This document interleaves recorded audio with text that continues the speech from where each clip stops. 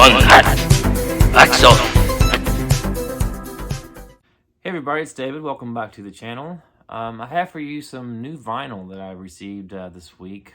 Some were from online purchases and some were actually ones that I purchased in person. I am back in the office this week at work. It's been 2 years.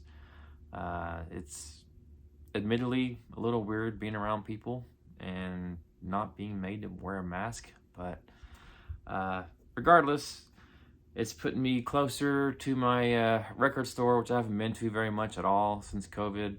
It's a 10-minute drive from where I work, so I went there on my lunch hour today and picked up a few albums. But we'll kick things off with the albums that I purchased online. The first being Scream Queen, My Nightmare on Elm Street. This was put out by 1984 Publishing. This was a documentary, I think on Shudder. It might have been Netflix, I can't remember. But it was a great documentary, and I really liked the music that was featured in it. It's music by Alexander Taylor. Very synth-driven, which I am a big fan of. I have streamed this on YouTube and listened to it. This was originally released, I want to say late last year, and I missed out on it, but my good friend Beth at Miss 80s made me aware of this, and I went to 1984 Publishing's website and ordered it right away. I think I ordered it on a Friday or Saturday, and I had it on Monday, so it was shipped very quickly, and happy to have Scream Queen. Let's see, the next couple albums were also purchased online. I received Manhunter. This was the 1980s, I think it was made for TV. I could be wrong, it might have been in theaters, but this was the first incarnation of the Hannibal Lecter Red Dragon saga, I guess you would say. Featured Brian Cox as Hannibal Lecter. I liked Brian Cox's performance as Hannibal Lecter. It was more, he didn't make it so psychopath like Anthony Hopkins did, in my opinion. He just played it pretty straight, but yeah, it's again a play off the Red Dragon story. But this was put out, I think, originally by Waxwork. I missed out on it on its first production run of it. I went to buy it the other day on their website and it was sold out, so I actually found this on eBay from a seller, and I got it at a pretty good price. A little bit more than what it sold for originally, but it wasn't outrageously priced. But it's a very cool album. It is a die cut. You can see here the eyes and the mouth are cut out, and the jacket looks like a mirror that's been busted out. That was kind of the MO of the Tooth Fairy killer. And on the other side, it's just an unbroken mirror.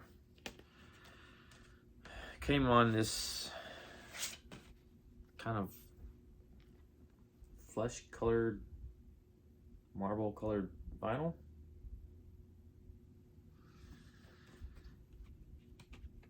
And then the second album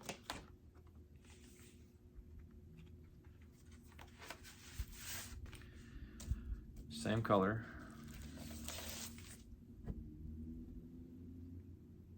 Cool variant though. I like the color a lot. It's got the custom labels. If you can see that or not. There we go, it's better. So very happy to have Manhunter in my collection. This came out in the 80s, so again, synth kind of driven music. Again, I'm a huge Hannibal Lecter fan. I do like Manhunter, but Anthony Hopkins will always be my Hannibal Lecter. But yeah, Manhunter. The next one arrived today.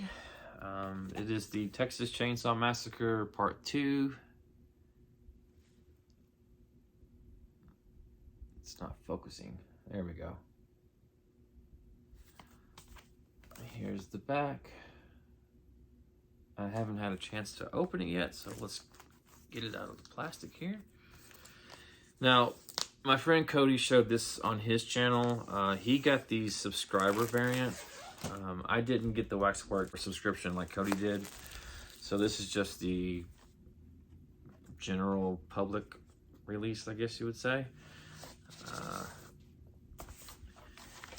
And it came on kind of a gray colored variant with like some red and some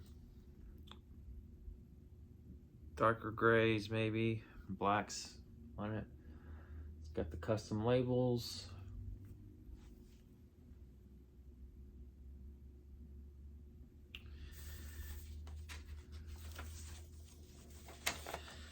It's a double LP. The second album looks the same. Let me show you the Gatefold. Yeah, and this is music that was provided by Jerry Lambert, and the artwork on this was done by Robert Semelin. So, very cool artwork on this.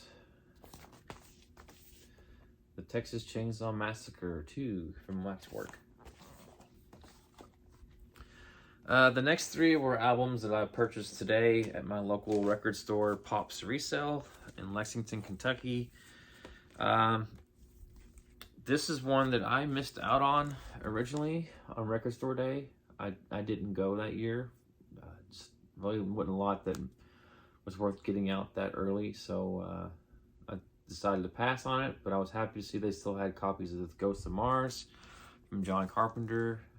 Here is the wax. And this was put out by Varese Sarabande, or Saraband. So Ghost of Mars. Next is a kind of a soundtrack, but this is AC/DC, Who Made Who. Since the Greatest Hits album, but this was, I guess, released as the official soundtrack to Maximum Overdrive. Came on just black wax. Who Made Who, You Shook Me All Night Long, Ride On, Hell's Bells, For Those About to Rock, We Salute You. Some other tracks, but yeah, again, essentially just the Greatest Hits album from AC/DC. Some good stuff. I am just noticing that there was a little bitty split there at the top, which drives me crazy, but oh well. Not one that's easy to find. At least I've not seen it anywhere like Walmart or Target or Barnes & Noble, so I was happy to see it at Pop's Resale, and it was for a decent price. I think I paid $30 for it. And then the last one is one that I picked up in the used bin. It was still in the shrink. It's only $4, but it is the soundtrack to Eddie and the Cruisers, featuring On the Dark Side and Tender Years. Again, this one also came on black wax, so no need to pull it out. And it's not gatefold or anything, so Eddie and the Cruisers. So there you have it, folks. Those are the newest additions to my vinyl collection.